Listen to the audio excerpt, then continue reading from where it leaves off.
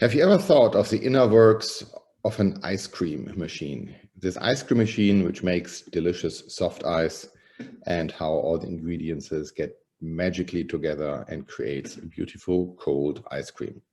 Well, the McDonald's ice cream machines are hacked right now.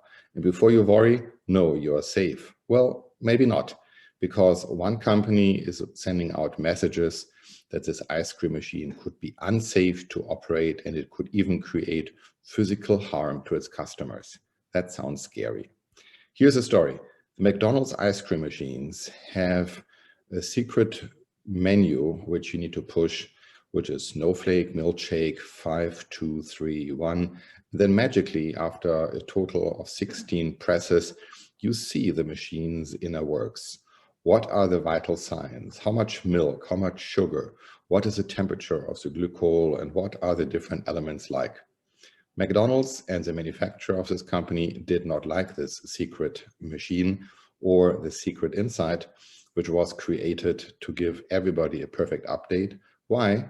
Because McDonald's and the manufacturer had every machine sold under a franchise agreement, which limits every McDonald's restaurant to do whatever they want to do.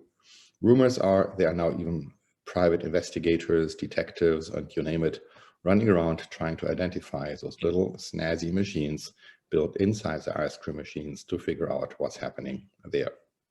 What's the legal consequence of that? If you are in a franchise world, be mindful that the freedom of operating the franchise how you want it is limited to the franchise agreement. So if your agreement with, in this case, McDonald's, calls for that you have no say-so over your machines, you do not have the say-so over the machines. It's part of the initial franchise agreement. You started to sign this contract because you wanted the Big Mac.